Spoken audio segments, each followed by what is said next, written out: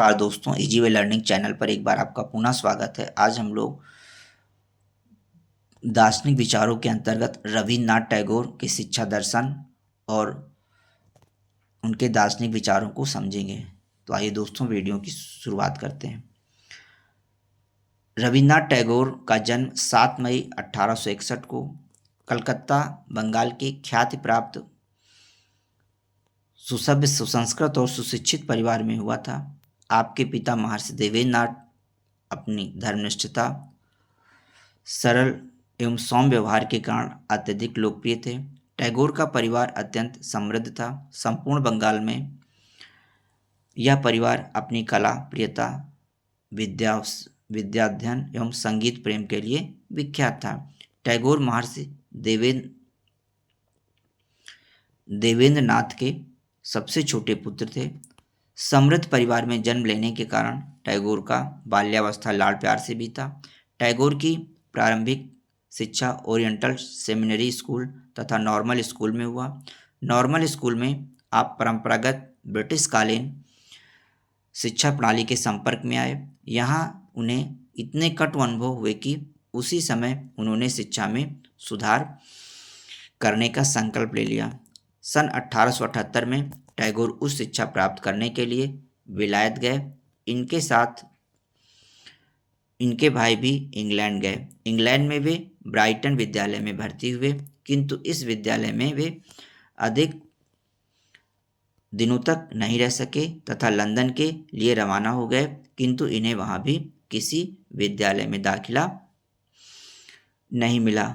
वरन 1880 ईस्वी में टैगोर स्वदेश लौट आए। सन 1881 में पुनः इंग्लैंड कानून की शिक्षा प्राप्त करने के लिए गए, किंतु वहां पहुंचकर उनका विचार बदल गया, अतः वे 1881 में पुनः भारत वापस आ गए।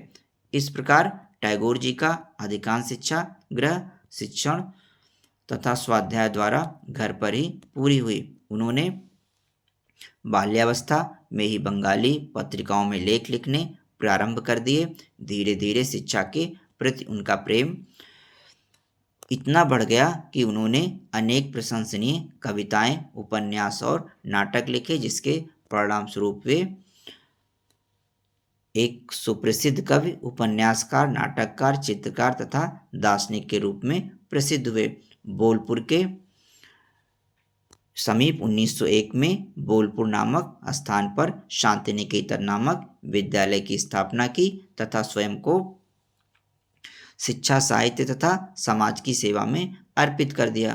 टैगोर उच्च शिक्षा के क्षेत्र में विश्वविद्यालयों को ज्ञान का केंद्र मानते थे, अतः उच्च शिक्षा की आवश्यकता एवं महत्व को देखते हुए 22 सितंबर 1951 को शांति निकेतन में ही विश्व भारती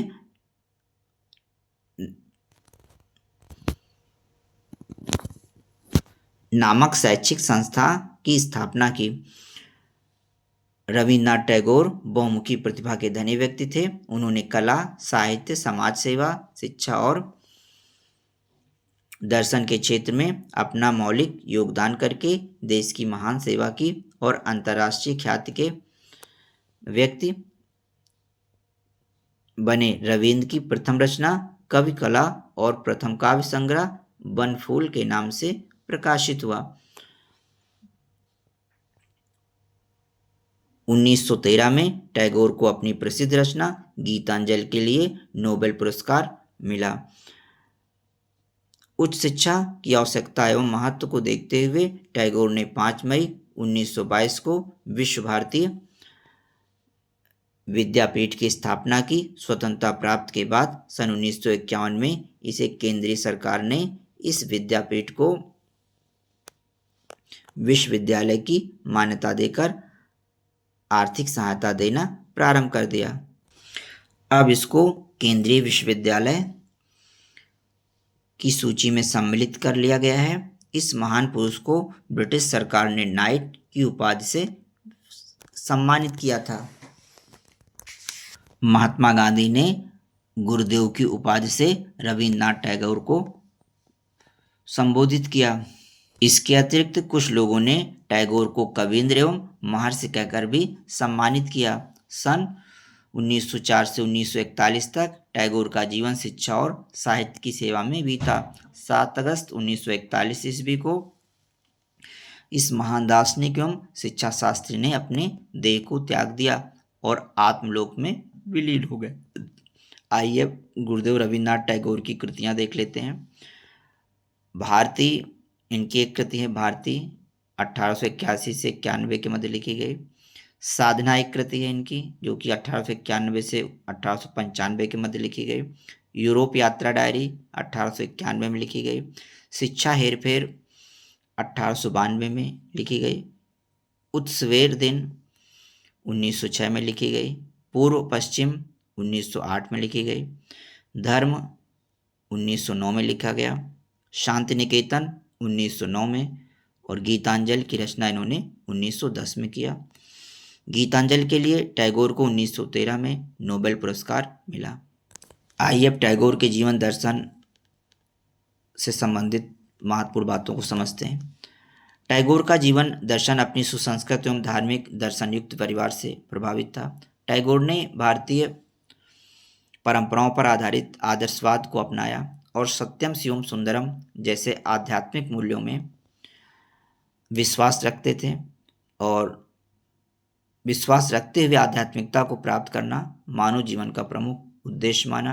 डॉक्टर राधाकृष्णन ने टैगोर के जीवन दर्शन के विषय में लिखा है कि टैगोर आदर्शवाद भारत के स्वयं अतीत की वास्तविक उपज है तथा उनका दर्शन जन्म एवं विकास दोनों दृष्टियों से भारतीय है। आइए अब टैगोर के जीवन दर्शन के कुछ महत्वपूर्ण बिंदुओं को समझते हैं। ईश्वर, टैगोर ने ईश्वर को एक निश्चित सत्य के रूप में स्वीकार किया, इसलिए उन्होंने ईश्वर के अस्तित्व को प्रमाणित करने का प्रयास नहीं किया। उनका विश्वास था कि समस्त क्रियाओं का संचालन ईश्वर द्वारा होता है, अतः ईश्वर की इच्छा के विरुद्ध संसार में कोई भी क्रिया संभव नहीं है। उन्होंने अपने प्रसिद्ध ग्रंथ पर्सनालिटी में इस संबंध में व्यक्त किया अपने विचार कि ईश्वर के अस्तित्व के अभाव में संसार में कोई भी क्रिया संभव नहीं है। हम जिन घटनाओं और क्रियाओं का प्रतिदिन के जीवन में अनुभव करते हैं वह स्वयं नहीं घटित होती है, उनका होना या ना होना ईश्वर की इच्छा पर निर्भर रहता है। अतः कहा जा सकता है कि टैगोर ने ईश्वर को निराकार नहीं बल्कि साकार और सगुण माना है, किंतु इसका तात्पर्य यह नहीं है कि उन्होंने ईश्वर के निराकार स्वरूप की अवहेलना की है। उन्होंने ईश्वर को साकार और निराकार दोनों रूपों में स्वीकार किया है। दूसरा है माया। माया के संबंध में टैगोर के विचार शंकराचार्य से अलग थे। टैगोर के अनुसार यह संसार न तो बंधन है और न भ्रम है। जब स्वयं ब्रह्म ने सृष्टि के बंधन को स्वीकार किया है तब हम इस सांसारिक बंधन को अस्वीकार कैसे कर सकते हैं। वास्तविकता यह है कि इस सांसारिकता के माध्यम से ही मानव जीवन को आत्मविकास और आत्मबोध के अवसर उपलब्ध होते हैं, जिसके परिणाम स्वरूप आत्मा परमात्मा का एकाकार होता है। द्वैतवाद और अद्वैतवाद। टैगोर ने सदैव ही द्वैतवाद और अद्वैतवाद में समन्वय स्थापित करने का प्रयास किया। टैगोर का विचार था कि सृष्टि की आवश्यकताओं में ऐक्य और द्वैत सम्मिलित है, किंतु अन्य सत्यों की अनेकता में उनका विश्वास नहीं है। संयोग और वियोग की क्रियाओं को एक साथ चलते रहना चाहिए। टैगोर के विचारों से स्पष्ट है कि वे भौतिक, बौद्धिक एवं आध्यात्मिक जीवन के संबंध में संयोग और वियोग की उपस्थिति को आवश्यक मानते थे। ईश्वर और आत्मा के अस्तित्व में उनका इतना अधिक विश्वास था कि उन्होंने कभी भी इनके अस्तित्व को प्रमाणित करने की कल्पना भी नहीं की। टैगोर ने स्वयं वर्णित किया है कि मैं इसे समझने में असमर्थ हूँ, पर मैं यह स्वीकार कर लूँगा कि एक दो कैसे हो जाते हैं। मानवतावाद एवं टैगोर मानवतावाद विचारधारा में विश्वास करते थे। टैगोर के अनुसार मानव ही वास्तविक है और सत्य भी। टैगोर के विचारों से स्पष्ट है कि वे मानव को सर्वोच्च स्थान देते थे। उन्होंने मानव को प्रकृति से ऊंचा और ईश्वर के समकक्ष माना। टैगोर ईश्वर को भी मानवीय गुणों से युक्त देखना चाहते थे, किंतु उनका तात्पर्य यह नहीं था कि टैगोर ईश्वर के स्थान पर मानव को पदासीन करना चाहते थे। उनका कहना था कि ईश्वर तो अपने सर्वश्रेष्ठ पद पर है ही, किंतु इस संसार में मानव को भी सर्वोच्च स्थान प्राप्त हो। अर्थात टैगोर ने ईश्वर की सृष्टि में मानवता को प्रथम स्थान प्रदान किया। प्रकृति एवं मनुष्य का संबंध। टैगोर ने मनुष्य एवं प्रकृति दोनों को सत्य के अभिन्न अंग के रूप में स्वीकार किया है। उन्होंने अपनी सुप्रसिद्ध पुस्तक साधना में लिखा है कि यदि किसी अवसर पर मनुष्य प्रकृति की उपेक्षा करता है और अपने को उससे अलग रखने का प्रयास करता है, तो उस समय वह स्वयं को ऐसे वातावरण में अनुभव करता है जहाँ की हर वस्तु उसके लिए अपरिचित हो। जिस प्रकार संसार से दूर कारागार में पड़ा बंदी। टैगोर के विचारों से स्पष्ट होता है कि प्रकृति और मनुष्य के बीच घनिष्ठ संबंध को मानते थे। टैगोर का विचार था कि प्रकृति और मनुष्य दोनों ही एक सिक्के के दो पहलू हैं। दोनों को एक दूसरे से अलग नहीं किया जा सकता है। प्रेम व भक्ति। टैगोर का विचार था कि भक्ति सबसे सरल माध्यम है जो प्रत्येक व्यक्ति के लिए संभव है, किंतु वही भक्ति श्रेष्ठ है जिसका आधार प्रेम होता है। प्रेम संश्लेषण एवं मेल होता है और इस प्रकार परम तत्व की प्रतीति बुद्धि से न होकर अंतःकरण से होती है। प्रेम व भक्ति की साधना के कारण टैगोर अपने काव्यों में रहस्यमय हो गए, परंतु फिर भी वे जगत से प्रेम पाने के लिए कहते हैं। मनुष्य। टैगोर ने मनुष्य को सर्वोच्च स्थान दिया है। वे मानवतावादी दर्शन के अनुयायी थे। उन्होंने एक ओर तो मनुष्य में ईश्वर का रूप देखा है, तो दूसरी ओर ईश्वर में मानवीय गुणों को देखने का प्रयत्न किया है। उन्होंने मनुष्यत्व में ईश्वरत्व एवं ईश्वरत्व में मनुष्यत्व की कल्पना की है। उन्होंने लिखा है कि अनंत का ज्ञान और शक्ति आकाश के तारों की अपेक्षा मनुष्य की आत्मा में अधिक मिलती है। मानो ईश्वर के सितार का स्वर्णला तार है। मानो ईश्वर की सितार का स्वर्ण तार है। धर्म। टैगोर ने अपनी पुस्तक रिलीजन ऑफ मैन में कहा है कि मेरा धर्म मानव का धर्म है, जिसमें आनंद की परिभाषा मानवता है। इस प्रकार उन्होंने धर्म का अर्थ व्यापक रूप से लिया है। नैतिकता। टैगोर कहते थे कि मनुष्य नैतिकता का पालन करके ही सभ्य बनता है। वह प्रगति के मार्ग की ओर उन्मुख होता है। उच्च धर्म नैतिक चेतना को ऊंचा उठाता है। नैतिकतापूर्ण आचरण मनुष्य को आध्यात्मिक सुख देता है। आध्यात्मिक सुख का तात्पर्य संसार से विरक्त होकर निश्चित सन्यासी जीवन व्यतीत करना नहीं है, बल्कि उनका मानना है कि मैं सुंदर संसार से विदा नहीं होना चाहता, मैं मानवता के बीच में रहना चाहता हूँ। टैगोर के जीवन दर्शन का सार डॉक्टर वर्मा ने इस प्रकार व्यक्त किया है कि रविन्द्रनाथ ने मानव स्वभाव के संवेगों के विनाश और उसके सौंदर्यात्मक तथा सामाजिक पक्षों को दमन की स्वीकृति नहीं दी। उन्होंने मनुष्य के व्यक्तित्व और शक्तियों के सब पहलुओं के पूर्ण एवं शक्तिशाली विकास के सिद्धांत को स्वीकार किया। आइए अब टैगोर का शिक्षा दर्शन देखते हैं क्या था। रविन्द्रनाथ टैगोर एक बहुत बड़े शिक्षा शास्त्री थे। उन्होंने अपने समय में शिक्षा के संबंध में काफ़ी विचार व्यक्त किए। यही नहीं बल्कि उन्होंने लेखबद्ध करके व्यवहारिक रूप में भी दिया। विश्व भारती उनके शिक्षा शास्त्री होने का सबसे और अपूर्व साध्य है। रविन्द्रनाथ ठाकुर की ख्याति यद्यपि यशस्वी साहित्यकार के ही कारण अधिक है, किंतु जिन लोगों ने उनके जीवन और कृतित्व का भली प्रकार अध्ययन किया, वे जानते हैं कि वे साहित्यकार से बढ़कर शिक्षा शास्त्री थे, और इसका प्रत्यक्ष प्रमाण उनके द्वारा विश्व भारती शांति निकेतन की स्थापना है। रविन्द्रनाथ टैगोर का विश्वबोध दर्शन। टैगोर ने परमात्मा को विश्व की सर्वोच्च शक्ति के रूप में मानकर संसार के समस्त प्राणियों में अद्वैत की भावना का संचार किया है। समस्त विश्व को उन्होंने एक दृष्टि से देखा। उपनिषदों के तत्व ज्ञान का इन पर गहरा प्रभाव पड़ा। उन्होंने उपनिषदीय चिंतन को मानवीय दृष्टि से देखा, समझा और उसी के अनुरूप उसकी व्याख्या की। टैगोर का विश्वास था कि संसार के समस्त प्राणियों में परमात्मा व्याप्त है तथा अपने और संसार के अन्य समस्त प्राणियों में उस परमात्मा की व्याप्ति का अनुभव करने से विश्व में समस्त प्राणियों में एकात्म भाव उत्पन्न हो सकता है और यही आत्मानुभूति है का सर्वोत्तम मार्ग है। इनकी इस विचारधारा को विद्वानों ने आत्मबोध दर्शन की संज्ञा दी है। टैगोर के विश्वबोध दर्शन को हम अधिक गहन रूप से जानने के लिए हम दर्शन की तत्व मीमांसा, ज्ञान मीमांसा और आचार मीमांसा को समझते हैं। विश्वबोध दर्शन की पहले हम तत्व मीमांसा देखते हैं।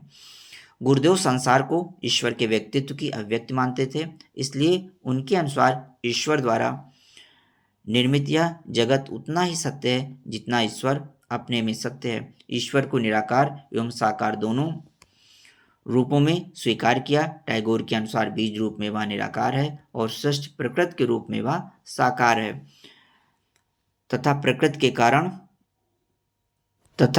के कण कण में ईश्वर विराजमान है। आत्मा को गुरुदेव ने उपनिषदों के अनुसार 3 रूपों में स्वीकार किया, जिसमें अपने प्रथम रूप में यह मानव की आत्मरक्षा में प्रवृत्त करती है, दूसरे रूप में ज्ञान विज्ञान की खोज और अनंत ज्ञान की प्राप्ति की ओर प्रवृत्त करती है और तीसरे रूप में अपने अनंत रूप को समझने की ओर प्रवृत्त करती है। गुरुदेव का विचार है कि ये तीनों कार्य आत्मा के स्वाभाविक गुण हैं। इसकी आत्मानुभूति ही मानव जीवन का अंतिम उद्देश्य है। विश्वबोध दर्शन की ज्ञान मीमांसा। विश्वबोध दर्शन की ज्ञान मीमांसा ज्ञान प्राप्ति के साधनों के संबंध में गुरुदेव ने स्पष्ट किया है कि आध्यात्मिक तत्वों का ज्ञान सूक्ष्म माध्यमों द्वारा एवं भौतिक वस्तुओं एवं क्रियाओं का ज्ञान भौतिक माध्यमों के द्वारा प्राप्त होता है। सूक्ष्म माध्यमों में उन्होंने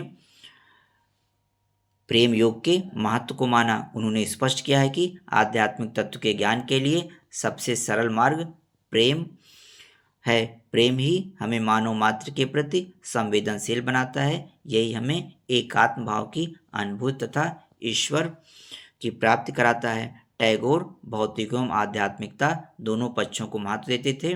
दोनों पक्षों का समर्थन करते हुए टैगोर ने कहा है, जो लोग केवल अविद्या अर्थात संसार की ही उपासना करते हैं वे तमस में प्रवेश करते हैं और उससे भी अधिक अंधकार में प्रवेश करते हैं, और जो ब्रह्म विद्या में ही निरत हैं।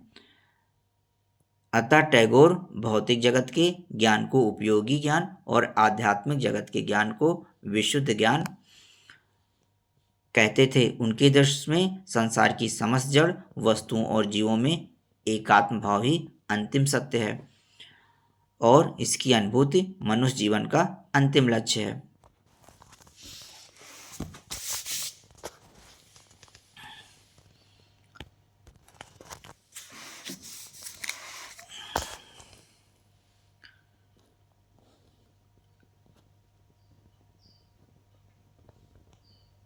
आइए अब टैगोर के विश्वबोध दर्शन की आचार मीमांसा को समझ लेते हैं। गुरुदेव मानवतावादी व्यक्ति थे। वे मनुष्य को सर्वप्रथम अच्छा मनुष्य बनाने पर बल देते थे। ऐसा मनुष्य जो शरीर से स्वस्थ हो, मन से और संवेदनशील हो, समस्त मानव जाति के प्रति उसमें प्रेम हो और जो प्रकृति के कण कण से प्रेम करता हो। टैगोर प्रेम को मनुष्य के आचार विचार का आधार मानते थे। इनका तर्क था कि प्रेम ही वह भावना है जो मनुष्य के प्रति संवेदनशील बनाती है और मनुष्य को मनुष्य की सेवा के प्रति प्रवृत्त करती है। टैगोर का विश्वास था कि प्रेम से भौतिक जीवन भी सुखमय बनाया जा सकता है और आध्यात्मिक पूर्णता भी प्राप्त की जा सकती है। यही कारण है कि गुरुदेव के सभी कार्यक्रम ग्राम सेवा, राष्ट्र सेवा और अंतर्राष्ट्रीय अवबोध प्रेम पर आधारित थे। गुरुदेव का तर्क था कि प्रेम के अभाव में मानव सेवा की बात तो दूर, मानव सेवा का भाव भी जागृत नहीं हो सकता है। गुरुदेव मानव सेवा को ही ईश्वर सेवा मानते थे। शिक्षा की अवधारणा, कॉन्सेप्ट ऑफ एजुकेशन। टैगोर ने शिक्षा शब्द का प्रयोग अत्यंत व्यापक अर्थों में लिया है। उन्होंने अपनी कृति पर्सनालिटी में स्पष्ट किया है कि सर्वोच्च शिक्षा वही है जो संपूर्ण सृष्टि से हमारे जीवन का सामंजस्य स्थापित करते सके। The higher education is that which makes our life in harmony with all existence. Tagore. उनका विश्वास था कि ईश्वर का प्रकटीकरण मनुष्य की अपेक्षा प्रकृति के द्वारा अधिक स्पष्ट है। अतः बालक की शिक्षा प्रकृति की गोद में होनी चाहिए, जिससे उसमें संसार की सभी वस्तुओं में प्रेम और सहयोग की भावना विकसित हो। शिक्षा के अर्थ को स्पष्ट करते हुए उन्होंने लिखा है कि अच्छी शिक्षा संग्रह किए गए लाभप्रद ज्ञान के प्रत्येक अंग के प्रयोग करने में, उस अंग के वास्तविक स्वरूप को जानने में और जीवन के लिए सच्चे आश्रय का निर्माण करने में निहित है। टैगोर ने भारतीय शिक्षा में एक नए प्रयोग का सूत्रपात किया। उनकी शैक्षिक विचारधारा भारतीय आदर्शों से तो प्रभावित थी, किंतु पाश्चात्य विचारों के प्रति जागृत थे। उनके विचार रूसो, फ्रॉवेल के किंडर गार्डन तथा डीवी के शैक्षिक विचारों से प्रभावित अवश्य थे, किंतु उन्होंने इन शिक्षाविदों के शैक्षिक विचारों का अंधा अनुकरण नहीं किया। टैगोर द्वारा स्थापित शांति निकेतन में उनके शैक्षिक विचारों की स्पष्ट छाप दिखाई पड़ती है। उन्होंने अपने शिक्षा सिद्धांत की स्वयं खोज की थी, अर्थात उनके शैक्षिक विचार उनके स्वानुभव पर आधारित थे।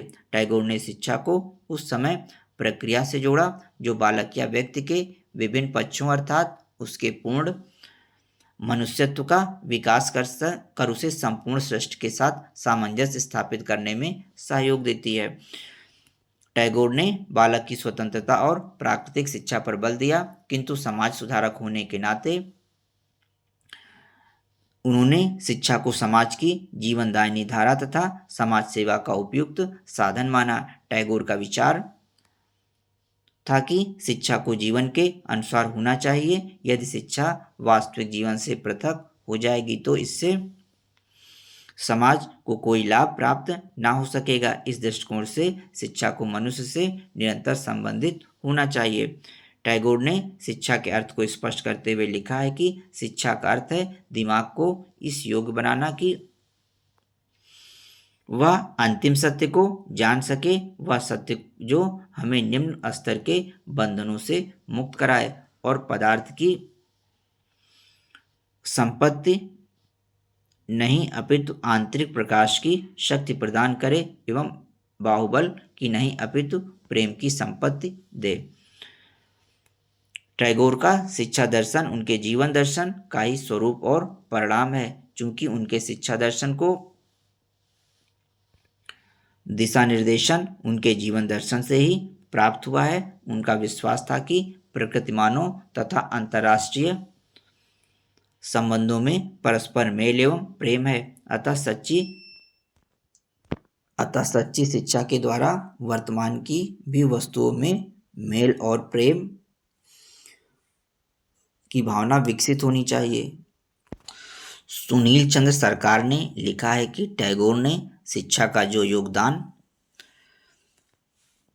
दिया उनमें पेस्टोलॉजी और फ्रॉवेल के कार्य सम्मिलित हैं और उनके कार्यों में जो कमियां रह गई थी उनकी पूर्ति भी है। उदाहरणार्थ फ्रॉवेल की किंडरगार्टन पद्धति में रहस्यपूर्ण तत्व, खेल, नृत्य और रचनात्मक कार्यों का विशेष स्थान है। टैगोर ने बताया कि यह पद्धति सफलतापूर्वक तभी कार्य कर सकती है जब जीवन की कठोर वास्तविकता से दूर अति सुंदर वातावरण का निर्माण किया जाए।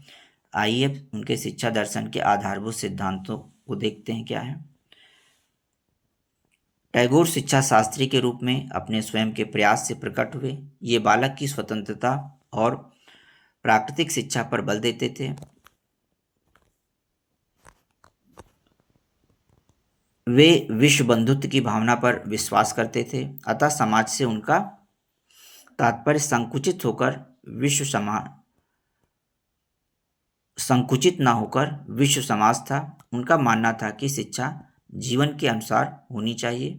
यदि ये वास्तविक जीवन से अलग हो जाएगी तो समाज को इससे लाभ नहीं मिलेगा। इस दृष्टि से शिक्षा को प्रकृति तथा मनुष्य से निरंतर संबंधित होना चाहिए। उन्होंने लिखा है कि प्रकृति के पश्चात बालक को सामाजिक व्यवहार की धारा के संपर्क में लाना चाहिए। Next to nature the child should be brought into touch with the stream of social behaviour. उन्होंने पश्चिमी देशों के शिक्षा शास्त्रियों का भी अध्ययन किया। अंत में सुनील चंद सरकार के शब्दों में उन्होंने शिक्षा के उन सभी सिद्धांतों की खोज स्वयं ही की जिनका प्रतिपादन उन्हें आगे चलकर अपने ही लिए करना था तथा जिन्हें शांति निकेतन में व्यवहारिक रूप देना था। आइए अब टैगोर द्वारा निर्धारित शिक्षा के आधारभूत सिद्धांत देखते हैं कौन कौन से हैं। इनके प्रमुख सिद्धांतों में एकता का सिद्धांत है, स्वतंत्रता का सिद्धांत है, प्राकृतिक एवं सामाजिक शक्तियों के संतुलन का सिद्धांत है, क्रिया का सिद्धांत है, अचेतन का सिद्धांत है, आत्मसंचय तथा अनुशासन का सिद्धांत है। इन प्रमुख सिद्धांतों के अलावा भी उन्होंने कुछ अन्य सिद्धांत भी बताए हैं, जैसे शिक्षण का माध्यम मातृभाषा और कला, प्यार और सहानुभूति द्वारा शिक्षा, उत्तम शैक्षिक वातावरण एवं समस्त सुविधाएं प्रदान की जाएं, खेल एवं मूल प्रवृत्तियों के प्रयोग द्वारा शिक्षा दी जाए, जीवन को केंद्र मानकर शिक्षा दी जाए, जीवन के अनुभवों पर बल दिया जाए, ज्ञान इंद्रियों द्वारा शिक्षण कार्य विवेकपूर्ण यथा भारतीय शिक्षा एवं संस्कृति का विकास हो, बालक को पूर्ण मानव के रूप में शिक्षा, विश्व बंधुत्व की भावना का विकास करना। आइए शिक्षा का उद्देश्य जान लेते हैं कि रविन्द्रनाथ टैगोर के अनुसार शिक्षा के क्या उद्देश्य थे। Aims of education according to Gurudev Rabindranath Tagore. Tagore ने कोई भी पुस्तक में शिक्षा के उद्देश्यों का निर्धारण पृथक रूप से नहीं किया है। केवल उनके लेखों, साहित्यिक रचनाओं और व्याख्यानों द्वारा जो संकेत मिलते हैं उससे स्पष्ट होता है कि टैगोर ने बालक की शिक्षा के लिए उन्हीं उद्देश्यों का समर्थन किया है जिनका निर्माण भारत के प्राचीन शिक्षा शास्त्रियों ने किया था। आइए टैगोर के विचारों के आधार पर उनकी शिक्षा के प्रमुख उद्देश्यों को क्रमबद्ध करने का प्रयास करते हैं। पहला था शारीरिक विकास, फिजिकल डेवलपमेंट। टैगोर का मानना था कि शिक्षा के लिए शरीर का स्वस्थ होना आवश्यक है, इसीलिए उन्होंने शिक्षा का सर्वप्रमुख उद्देश्य बालक के शारीरिक विकास को माना। बालकों का शारीरिक विकास तभी संभव है जबकि उन्हें सुखद प्राकृतिक वातावरण में स्वतंत्रता पूर्वक खेलने कूदने, उठने बैठने का अवसर दिया जाए और शरीर के विभिन्न अंगों तथा इंद्रियों को प्रशिक्षित किया जाए। टैगोर का कथन है कि पेड़ों पर चढ़ने, तालाबों में डुबकियां लगाने, फूलों को तोड़ने और बिखेरने और प्रकृति माता के साथ नाना प्रकार की शैतानियां करने से बालकों के शरीर का विकास, मस्तिष्क का आनंद और बचपन के स्वाभाविक आवेगों की संतुष्टि प्राप्त होती है। दूसरा, मानसिक या बौद्धिक विकास। टैगोर के अनुसार शारीरिक विकास के साथ साथ शिक्षा का उद्देश्य मानसिक या बौद्धिक विकास भी करना है। उन्होंने रूसों की भांति पुस्तकों का विरोध किया और बताया कि बालक को प्राकृतिक क्रियाएं करने के लिए अधिक से अधिक अवसर मिलने चाहिए, जिससे वास्तविक जीवन की परिस्थितियों में रहते हुए वह ज्ञान को प्रत्यक्ष रूप से ग्रहण करता रहे। टैगोर ने एक स्थान पर लिखा है, पुस्तकों की अपेक्षा प्रत्यक्ष रूप से जीवित व्यक्ति को जानने का प्रयास करना ही सच्ची शिक्षा है। इससे कुछ ज्ञान ही प्राप्त नहीं होता, अपितु जानने की शक्ति का इतना विकास हो जाता है जितना कक्षा में दिए जाने वाले व्याख्यानों द्वारा होना असंभव है। तीसरा, संवेगात्मक विकास, इमोशनल डेवलपमेंट। टैगोर बालक के शरीर, मन तथा संवेगों तीनों का सर्वांगीण पूर्ण विकास चाहते थे, अतः उन्होंने शारीरिक, तथा मानसिक विकास के साथ साथ संवेगात्मक विकास पर भी बल दिया है। उनके अनुसार कविता, संगीत, चित्रकला, नृत्य कला इत्यादि के द्वारा बालकों को संवेगात्मक प्रशिक्षण प्रदान करना चाहिए, जिससे उनमें सौंदर्य, प्रेम, सहानुभूति इत्यादि स्वस्थ भावनाओं का विकास हो। चौथा है नैतिक तथा आध्यात्मिक विकास, मोरल एंड स्पिरिचुअल डेवलपमेंट। आदर्शवादी होने के कारण टैगोर ने इस बात पर बल दिया कि शिक्षा का उद्देश्य नैतिक तथा आध्यात्मिक विकास होना चाहिए। नैतिक शिक्षा के विषय में उन्होंने अपने लेखों में अनेक नैतिक तथा आध्यात्मिक मूल्यों अथवा आदर्शों पर प्रकाश डाला है तथा उनको प्राप्त करने के लिए आत्मानुशासन, शांति, धैर्य, नम्रता, आंतरिक स्वतंत्रता तथा आंतरिक शक्तियों ज्ञान को आवश्यक बताया है। पांचवा, सभी शक्तियों का विकास, development of all the faculties. Tagore का व्यक्तिवाद प्रसिद्ध है। वे इस बात में विश्वास करते थे कि बालक की सभी सुषुप्त शक्तियों का विकास करना शिक्षा का मूल उद्देश्य है। टैगोर ने बालक को शिक्षा के परंपरागत नियमों के बीच कुचला जाने का विरोध किया तथा उनको प्रेमपूर्ण वातावरण में रखते हुए मस्तिष्क तथा आत्मा की स्वतंत्रता प्रदान करने पर बल दिया, जिससे वह पुस्तकों के चक्कर से बचकर अपनी सभी शक्तियों का विकास स्वतंत्र रूप से कर सके। Doctor H.B. मुखर्जी ने कहा है कि आंतरिक स्वतंत्रता के इस आदर्श को सब प्रकार की दासता से मुक्ति के रूप में व्यक्त किया जा सकता है। इसका उद्देश्य मस्तिष्क को पुस्तकीय ज्ञान के आधिपत्य से स्वतंत्र करना है।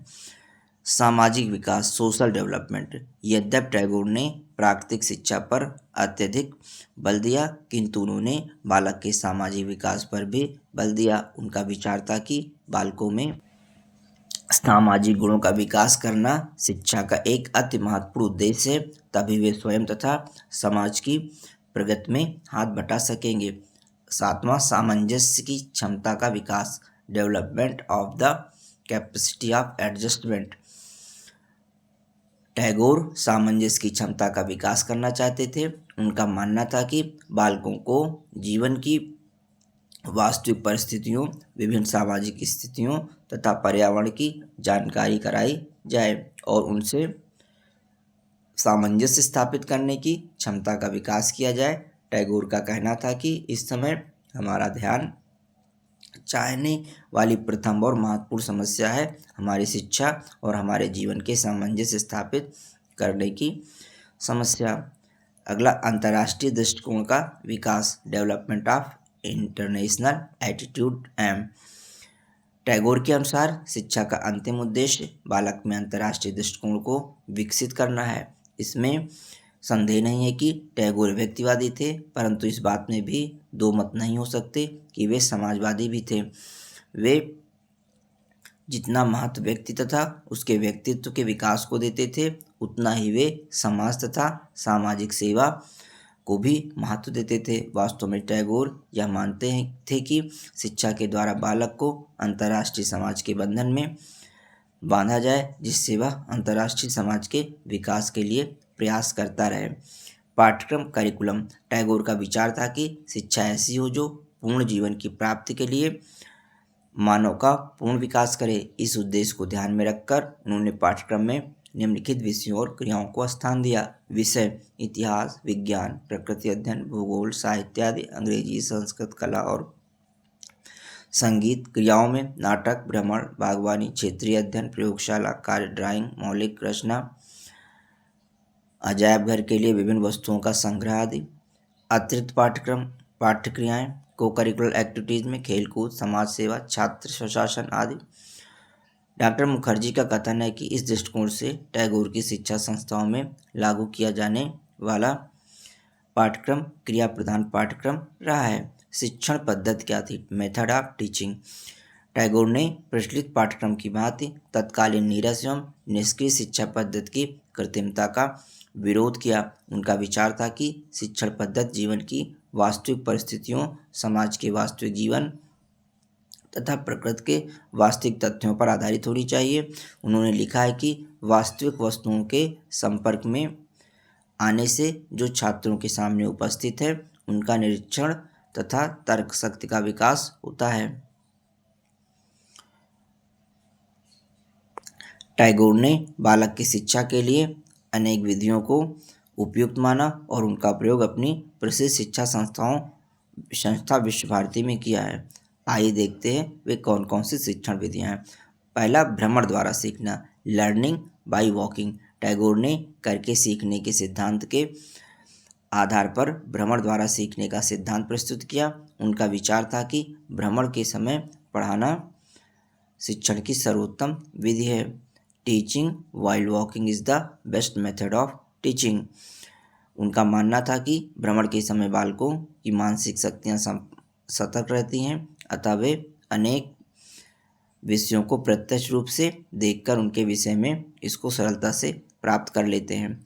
अगला, स्वप्रयास एवं स्वचिंतन द्वारा सीखना, learning by self effort and self thinking. Tagore का विचार है कि वही ज्ञान अस्थायी रूप से बालकों के मस्तिष्क में रह सकता है जो कि उसके स्वयं के प्रयत्नों द्वारा तथा चिंतन से प्राप्त हुआ है। अतः टैगोर ने बताया है कि शिक्षण विधि में स्वप्रयास एवं स्वचिंतन को स्थान दिया जाना चाहिए। तीसरा, शिक्षण विधि जीवन से पूर्ण होनी चाहिए। Method of teaching should be full of life. Tagore का विचार था कि शिक्षण पद्धति बालकों की स्वाभाविक आवश्यकताओं, रुचियों आदि पर ध्यान नहीं देते। चौथा, क्रिया द्वारा सीखना, लर्निंग बाय डूइंग। टैगोर का विचार था कि मनुष्य मन शारीरिक प्राणी है, इस दृष्टि से शरीर और मस्तिष्क को अलग नहीं किया जा सकता है। उनका विश्वास था कि क्रिया शरीर और मस्तिष्क दोनों को शक्ति देती है, अतः बालकों के क्रिया द्वारा सीखने पर बल दिया जाना चाहिए। अगला, वाद विवाद एवं प्रश्नोत्तरी विधि, discussions and question answer method. Tagore का विचार है कि वास्तविक शिक्षा पुस्तकों पर आधारित न होकर जीवन तथा समाज पर आधारित होनी चाहिए। इस शिक्षा के लिए उन्होंने वाद विवाद तथा प्रश्नोत्तरी विधि को महत्वपूर्ण माना। शिक्षक और शिक्षार्थी, टीचर एंड स्टूडेंट। टैगोर का विचार था कि मनुष्य ही मनुष्य को पढ़ा सकता है, अतः उन्होंने अपनी शिक्षा योजना में शिक्षक को अति महत्वपूर्ण स्थान दिया, अर्थात शिक्षक को मुख्य आधार माना। उन्होंने बताया कि अध्यापक वह है जो जानता है कि प्रकृति का अपना प्रयोजन एक बालक को पूर्ण मनुष्य बनाना है जब वह बढ़ता है, किंतु यह तभी संभव है जबकि शिक्षक छात्रों को विकसित होने के लिए स्वतंत्र वातावरण प्रदान करें। उन्होंने एक जगह कहा है कि शिक्षा केवल शिक्षक के ही द्वारा और शिक्षण विधि के द्वारा ही कदापि नहीं दी जा सकती, मनुष्य केवल मनुष्य से ही सीखता है। टैगोर ने शिक्षण प्रक्रिया में शिक्षार्थी को उन सभी गुणों से युक्त होने पर बल दिया है जो बालक को सर्वगुण संपन्न करे। आइए अब रविन्द्रनाथ टैगोर की क्या देन है, कंट्रीब्यूशन क्या है, उसको देखते हैं। रविन्द्रनाथ टैगोर की दो अमूल्य धरोहर शांति निकेतन और विश्व भारती है, जो भारतवर्ष के लिए ही नहीं अपितु विश्व पर भी अपना अतुलनीय स्थान रखती है। शिक्षा जगत के क्षेत्र में यह उनकी अमूल्य धरोहर हैं, जिनका वर्णन हम इस प्रकार करते हैं। पहला, हम शांति निकेतन को समझते हैं। शांति निकेतन, गुरुदेव ने अपने शैक्षिक विचारों को मूर्त रूप देने के लिए सन 1901 ईस्वी में बोलपुर में शांति निकेतन आश्रम में विद्यालय की स्थापना की। 5-10 छात्रों से शुरू होने वाला यह शांति निकेतन विद्यालय आज विश्व भारतीय विश्वविद्यालय के रूप में विकसित है। गुरुदेव ने प्राचीन गुरुकुल प्रणाली को इसमें साकार रूप दिया। उन्होंने यहाँ बालकों को पूर्ण शैक्षिक स्वतंत्रता दी। यहाँ का वातावरण अत्यंत शांतिपूर्ण एवं मनोरम था। कक्षाएं खुले आकाश के नीचे वृक्षों की सघन छाया में लगती थी। टैगोर ने तत्कालीन शिक्षा व्यवस्था में सुधार के उद्देश्य से शांति निकेतन में कई कलाओं तथा व्यवसाय मूलक पाठ्यक्रमों का समावेश किया, जिसके द्वारा बालक का ज्ञानात्मक, भावात्मक तथा क्रियात्मक विकास हो। यहाँ भूगोल का ज्ञान अपने चारों ओर के वातावरण से दिया जाता है, तो इतिहास का ज्ञान कथा, नाटक और गीतों द्वारा दिया जाता है। भारत में सर्वप्रथम विज्ञान शिक्षा का प्रारंभ शांति निकेतन में ही हुआ था। विभिन्न प्रकार की हस्तकलाओं द्वारा छात्रों की क्रियाशीलता, निर्माण शक्ति तथा सृजनशीलता को अवसर दिया जाता था। बागवानी, बढ़ई का काम एवं सिलाई इत्यादि को पाठ्यक्रम सहभागी क्रियाओं के रूप में सम्मिलित किया गया। अनुशासन के प्रश्नों को सुलझाने के लिए यहाँ छात्रों का न्याय मंडल था। समाज सेवा तथा ग्रामोत्थान क्रियाएं शिक्षा के सभी स्तरों पर अनिवार्य थी। शांति निकेतन की स्थापना के उद्देश्य: पहला, बालक एवं बालिकाओं के व्यक्तित्व के स्वतंत्र विकास का प्रयास करना। दूसरा, बच्चों की आध्यात्मिक उन्नति के लिए उपयुक्त वातावरण उत्पन्न करना। तीसरा, शिक्षार्थी में मानव प्रेम एवं विश्व बंधुत्व की भावना का विकास करना। चौथा, बच्चों के हृदय में भारतीय सभ्यता एवं संस्कृति के प्रति प्रेम एवं सम्मान की भावना उत्पन्न करना। और पांचवा, बच्चों में सृजनात्मक शक्ति का विकास करना। आइए विश्व भारती को, विश्वविद्यालय क्या, विश्व भारती क्या, संक्षेप में जानते हैं। रविन्द्रनाथ टैगोर का ध्यान जब उच्च शिक्षा की ओर गया, तब उन्होंने 6 मई 1922 में शांति निकेतन आश्रम में विश्व भारती विश्वविद्यालय की स्थापना की। विश्व भारती टैगोर के सपनों का साकार रूप था। विश्व भारती को टैगोर ने मूल रूप से प्राचीन भारत की संस्कृति तथा आदर्शों पर स्थापित किया तथा अपने अंतर्राष्ट्रीय विचारों का भी समावेश इसमें किया। विश्व भारती की स्थापना का मूल उद्देश्य मनुष्यों में ज्ञान की ज्योति जगाना था। स्वतंत्रता के बाद इस संस्था को अपनी ख्याति के कारण 1951 में केंद्रीय विश्वविद्यालय के रूप में मान्यता मिल गई। विश्व भारती की स्थापना के उद्देश्य: पूर्ण सुसंस्कृत मानव का निर्माण करना, ग्रामीण परिवेश में सुख समृद्धि लाने के लिए ग्रामीण जीवन का पुनरुत्थान करना, पश्चिम की संस्कृति और विज्ञान से भारत के नागरिकों को परिचित कराना, पूर्व और पश्चिम की संस्कृतियों के तुलनात्मक अध्ययन द्वारा अंतर्राष्ट्रीय संस्कृति, सद्भावना एवं अंतर्जातीय मैत्रीपूर्ण संबंध बनाना, विद्यार्थियों की सृजनात्मकता के विकास को जीविकोपार्जन के मार्ग प्रशस्त करना। विश्व भारती के विभाग क्या हैं, कौन कौन से हैं? पहला पाठ भवन है, दूसरा शिक्षा भवन, कला भवन, संगीत भवन, विनय भवन, शिल्प भवन, श्री निकेतन, हिंदी भवन, चीनी भवन, धर्म विभाग, विद्या भवन, श्री भवन। पाठ भवन में प्राइमरी एवं माध्यमिक शिक्षा के लिए व्यवस्था है। शिक्षा भवन में, इस भवन में इंटरमीडिएट की शिक्षा की व्यवस्था थी। विद्या भवन में BA MA की शिक्षा एवं शोध की व्यवस्था। विनय भवन, इस भवन में शिक्षक शिक्षा की व्यवस्था थी। श्री निकेतन में ग्रामीण एवं प्रौढ़ों की शिक्षा व्यवस्था थी तथा विभिन्न उद्योगों की शिक्षा दी जाती थी। शिल्प भवन यह श्री निकेतन का ही भाग था, जिसमें विभिन्न कला कौशलों तथा ग्राम्य जीवन के विकास की योजनाएं चलाई जाती थी। हिंदी भवन, हिंदी की उच्च शिक्षा तथा शोध कार्य की व्यवस्था। कला भवन, ललित कलाओं की शिक्षा की व्यवस्था। संगीत भवन, संगीत, नृत्य एवं अभिनय एवं संस्कृति की शिल्प व्यवस्था। चीन भवन, चीनी भवन, चीनी भाषा, साहित्य एवं संस्कृति की शिल्प व्यवस्था। श्री भवन, इसे श्री सदन भी कहते थे, इसमें केवल लड़कियों की शिक्षा की व्यवस्था थी। धर्म विभाग, इसमें धर्म दर्शन एवं शोध कार्य की व्यवस्था थी। यहाँ संसार की विभिन्न धर्मों की शिक्षा का प्रबंध था एवं विश्व बंधुत्व का पाठ पढ़ाया जाता था। आइए शिक्षा के अन्य पक्षों पर टैगोर की क्या देन है, क्या विचार है, उसको समझते हैं। स्त्री शिक्षा, टैगोर ने स्त्री शिक्षा के महत्व को जानते हुए उनकी शिक्षा की पूरी रूपरेखा तैयार की। गुरुदेव का विचार था कि प्राथमिक शिक्षा बालक बालिकाओं के लिए एक समान होनी चाहिए। माध्यमिक स्तर पर लड़कियों के लिए गृह विज्ञान अनिवार्य होना चाहिए, क्योंकि उन्हें पत्नी और माता की भूमिका निभानी होती है। उच्च शिक्षा लड़की और लड़कियों के समान होनी चाहिए, यानी दोनों लड़के और लड़कियों दोनों के लिए उच्च शिक्षा समान होनी चाहिए।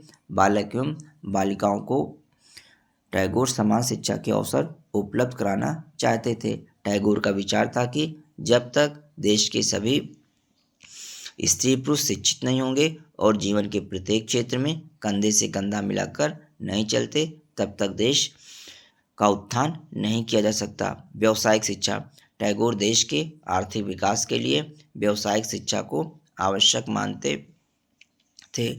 टैगोर का विचार था कि हमारा देश कृषि प्रधान है एवं कुटीर उद्योग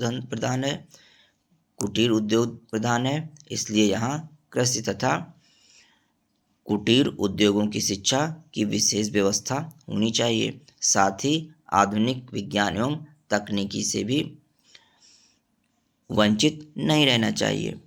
धर्म शिक्षा। धर्म के संबंध में गुरुदेव का दृष्टिकोण अधिक विस्तृत था। गुरुदेव के अनुसार धर्म असीम के प्रति एक तीव्र इच्छा है और उसकी आनंदमय अनुभूति है, अतः इसकी शिक्षा उपदेश, व्याख्यान अथवा पुस्तकों के माध्यम से नहीं दी जा सकती। इसकी शिक्षा तो इसे जीवन का अंग बनाकर ही दी जा सकती है। इसके लिए विद्यालय का प्रारंभ प्रातःकालीन प्रार्थना, सभी धर्मों के पैगंबरों के जन्मदिन मनाने, उनके उपदेशों से बच्चों को परिचित कराने, प्रकृति, कला और संगीत के सौंदर्य में ईश्वरीय तत्व की अनुभूति करने, दीनहीनों की सेवा करने, गिरे हुओं को ऊंचा उठाने और समाज, राष्ट्र एवं विश्व हित के कार्यों को करने पर बल दिया जाए। टैगोर के विचारों से स्पष्ट है कि वे अंधविश्वासों, पूजा पाठ की आडंबर युक्त विधियों और कर्मकांड के विरोधी थे,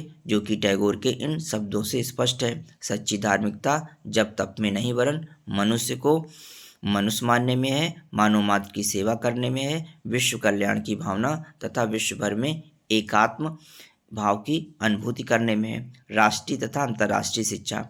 टैगोर ने राष्ट्रीय एवं अंतर्राष्ट्रीय शिक्षा की कोई निश्चित योजना प्रस्तुत नहीं की थी, किंतु उनके विचारों से स्पष्ट होता है कि टैगोर देशवासियों को सर्वप्रथम अपनी भाषा, साहित्य, अपने धर्म एवं दर्शन से परिचित कराना चाहते थे, किंतु ये संकीर्ण राष्ट्रीयता को स्वीकार नहीं करते थे, बल्कि अपनी भाषा, साहित्य और धर्म दर्शन के साथ ही विश्व की अन्य भाषाओं, साहित्य, धर्मों और दर्शनों के साथ ही विश्व की अन्य भाषाओं, साहित्य, धर्मों और दर्शनों के अध्ययन को भी महत्वपूर्ण स्थान देते थे।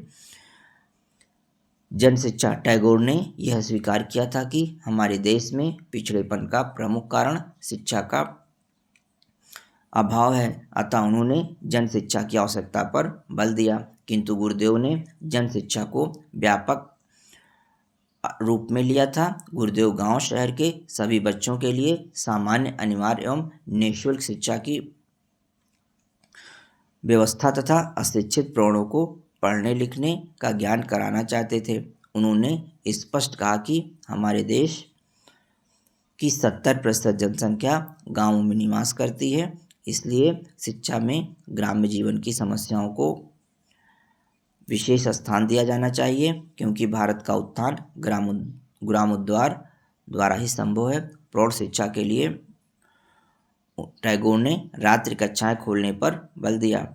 विनम्रता, आज्ञा पालन, उच्चाभिलाषा, तपस्या, भक्ति, शांति निवास, साधना, शरीर तथा वातावरण की सफाई, व्यक्तित्व एवं सामाजिक जीवन में अनुशासन, आत्मानुभूति, वैज्ञानिक दृष्टिकोण आदि। विद्यालय और अनुशासन। टैगोर का विचार था कि विद्यालय प्राचीन गुरु आश्रमों या गुरुकुल की भांति शांतिपूर्ण वातावरण एवं प्रकृति की सुरम्य गोद में स्थित हों तथा वहाँ शिक्षक और शिक्षार्थी शिक्षा की साधना में अच्छी तरह संलग्न हो सकें। उनके विचारों का प्रत्यक्ष प्रमाण विश्व भारती में देखने को मिलता है। अनुशासन के संबंध में उन्होंने लिखा है कि वास्तविक अनुशासन का अर्थ है अपरिपक्व एवं स्वाभाविक आवेगी की अनुसूचित उत्तेजना और अनुचित दिशाओं में विकास में सुरक्षा। स्वाभाविक अनुशासन की इस स्थिति में रहना छोटे बच्चों के लिए सुखदायक है या उनके पूर्ण विकास में सहायक होता है। ये स्वाभाविक अनुशासन तथा आत्मानुशासन या आंतरिक अनुशासन के पक्ष में थे। टैगोर का शिक्षा में योगदान देखते हैं।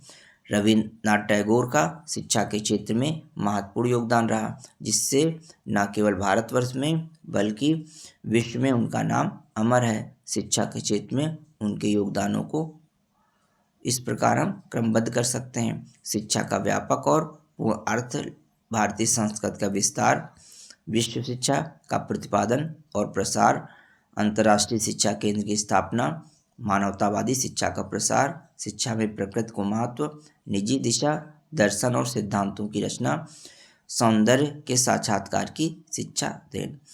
राष्ट्रीय और अंतर्राष्ट्रीय स्तर पर शिक्षा के इतिहास में श्री टैगोर का स्थान अद्वितीय है।